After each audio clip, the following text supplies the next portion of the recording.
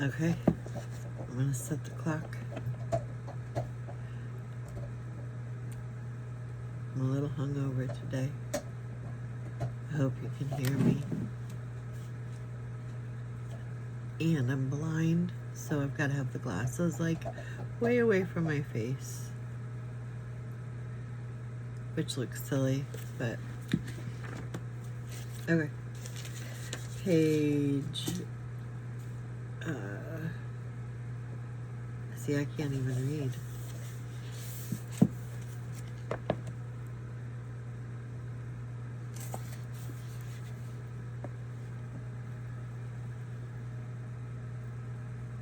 Okay, that's how I'm gonna have to read it like that. Ready?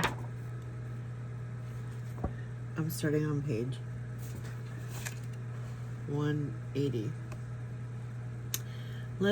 Oh yeah, we're back to this. Let the barbarian, the son of a barbarian, the grandson of a barbarian, the great-great-grandson of a barbarian. Oh, now it's the great-great. And then it's the triple great. And then it's the quadruple great. I'm just saying that.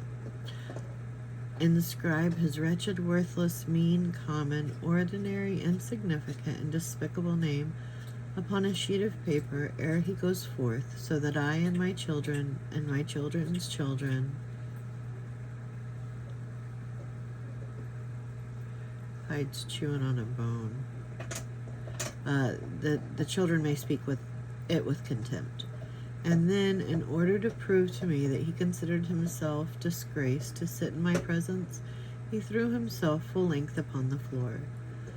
Bulger got it into his head that this strange proceeding was in some way a menace to me, for he walked cautiously around Slim Lim, sniffing at him and growling in a threatening way, as if to say, "Don't play tricks on my little master, or it will go hard with you." The ladies of Slim Lim's household were nearly crazed with grief and anxiety. I assured them of my protection, but this only seemed to increase their solicitation. To tell the truth, however, I was not half so calm as I appeared to be. Cruel fate seemed to have woven her meshes about me once again. Slim Lim, with deep cunning, had set another task for me, which seemed so impossible of performance that he doubtless was already congratulating himself and applauding his own skillfully devised plan for holding me prisoner. He had demanded that I should write my name before going forth. He had been most careful to use the word "write," so that I should not be permitted to use a brush or to use a brush after the manner of his people, but must have recourse to a pen after the manner of my own.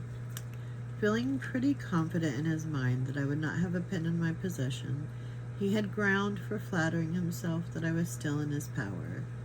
Bulger caught a glimpse of the shadow that had settled upon my face and whined nervously. A thought struck me. A quill will save me. I looked towards the parrot.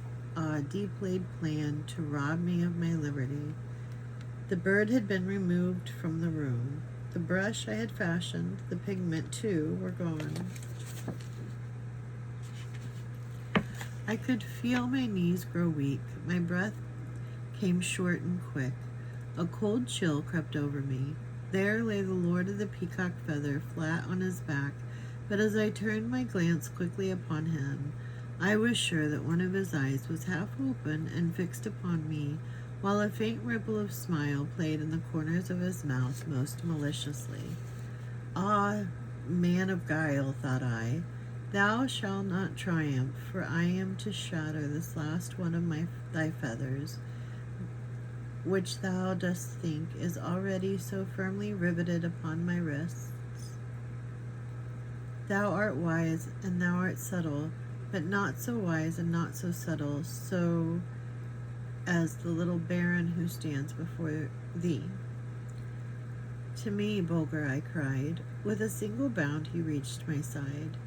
Take thy place there, I continued, pointing to Slim Lim's breast, and if my enemy moves but the poor space of a narrow inch, do thy duty. Bulger sprang lightly upon Slim Lim's breast, and with a low growl gave him to understand that there must be no trifling. Then my turn came to act. Whipping my pocket knife out, I laid hold of Slim Lim's hand, and in less than a minute's time, I cut a fine pin with an excellent nib on the end of the long nail of his little finger. Bulger looked on, very much interested, giving a low growl every time Slim Lim showed the slightest indication of resenting the treatment to which I was subjecting him. My ink? That was a simple matter. Pricking my thumb with the point of my knife, I let a few drops of the crimson fluid collect in the palm of my hand. Then, reaching out for one of the paper mats, I dipped the pen, which now grazed the little finger of the Lord of the Peacock Feather, and set my signature on the uncolored side of the mat in a neat round hand. Bidding Bulger descend from his post of honor, I now held out my hand to His Excellency the Dowdai with these words: "Rise, Sir Knight of the plain red button. Be generous as thou art noble. I have triumphed. Forgive my audacity. In my pleasure thou wouldst have done likewise. Let thy enemy become thy friend. In birth noble, in letters learned, in arts skilled, he is more worthy of thy friendship than deserving of thy enmity." Enmity? Enmity. I'm blind. I can't see if that's... Slim Lim seized my hand and sprang to his feet with a good-humored smile on his broad face. "By the sacred countenance of the Child of the Sun, Lord of all the orders, thou art very clever for thy size," he exclaimed as he conducted me to a seat. The ladies of the Dowdai's household, who had retreated horror-stricken to their apartments, were now summoned to appear. Tea was brewed, and the Lord of the Peacock Feather insisted upon serving me with his own hands. I almost cried with joy at the thought of setting out for home under such happy auspices. Auspices? Bulger made friends with Slim Lim, and everybody forgave everybody. His Excellency the Dowdai prevailed upon me to pass the night under his roof, assuring me that in the morning I should have a special escort, his own porte-chaise and hampers packed in his own kitchen for my refreshment while on my journey to the seaport. Until a late hour, Slim Lim, the ladies of the household, Bulger, and I gave ourselves up to feasting and merrymaking. In the morning I took my leave of the Dowdai and his household in the happiest frame of mind. Did you lose it under there? Oh, there's a piece of it.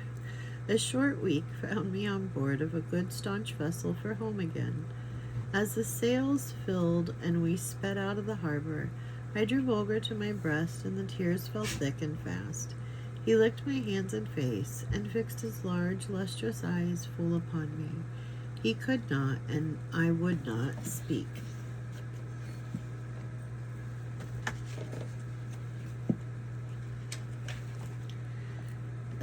Chapter... Is this 19? I think it's chapter 19. How I grew weary of travel and resolved to settle down for a long rest. A quiet life, however, soon tires me, and I desire to set out again. Bulger's opposition. How I deceived him. We take our departure, encounter a terrible storm, are shipwrecked on a beautiful island, made prisoners by the round bodies. Description of the strange people. We are condemned to die. Saved by Rollabola, the round-body princess. More about the strange beings. The princess falls in love with me. Preparations for marriage. The ceremony on the great plain. The sudden storm. Consternation of the round bodies. The ceremony of... I lashed Bulger and myself to a platform. The Storm King catches up the wooden structure and bears it away, transported to the mainland on the wings of the wind. We are gently dropped in a grain field not 1,000 miles from home. Our unspeakable joy. At this period of my life, I had firmly resolved to settle down and enjoy good long rest. Bulger and I both needed it. We were tired of strange nights, strange lands, and strange people. Why should we not, thought I, enjoy our worldwide fame? From the very ends of the north, visitors flocked in thousands to my house wonderful to see my treasures, my extraordinary curiosities, and above all, my remarkable dog Bulger, the sole companion of my strange and eventful life, my guide, my friend, my counselor, my all. Scarcely, however, were the valley green again after a long and bitterly cold winter, or so, in fact, that I drank nothing but iced tea for full 3 months, as it was utterly impossible to carry the pot from the stove to the table quickly enough to prevent its freezing. Then my thoughts turned to the pleasures and dangers of roving life, and I longed to be up and off again in quest of new adventures. As I roused myself from my reverie, I found Bulger sitting at my feet, with his kind, lustrous eyes fixed upon my face. He had read my thoughts as correctly and easily as I might the words of a child's primer, and he saw that I was wide awake and in full possession of my faculties. He seized hold of my sleeve and whined most piteously. Dear faithful animal, oh, that I had heeded thy remonstrance. But no, it was not to be. Unwilling to fret and worry good Bulger, I now resolved to make use of faculty which had no place in his nature, namely hypocrisy. When he was in my presence, I pretended to be perfectly happy and contented, going about laughing, singing, and dancing. But the very moment he had quitted the room, I had set to work, making ready for another journey. At last all was ready. When Bulger entered the house and set eyes upon boxes and packages, he lifted his head and gave one long, dismal howl of entreaty. But seeing that my purpose was fixed, like a true and faithful servitor, he bounded to my side and licked my outstretched hand, as much to say, Thy road is my road, thy fate is my fate. In a few hours we were on our way to the seaboard.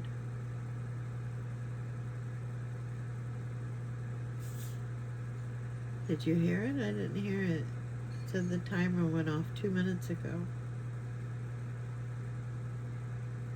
Why didn't we hear it? Anyway. Okay. So we end on page 185.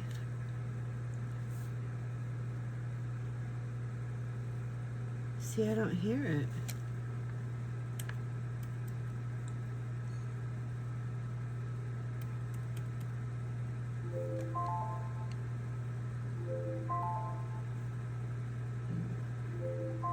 Okay. Well, I'm not sure if it's all off, but we'll start next on 185. So we did get pretty far. 180 to 185. Normally it's only like 2 pages because I can't read. Yeah, 180. Okay. And next time we start on 185. Okay.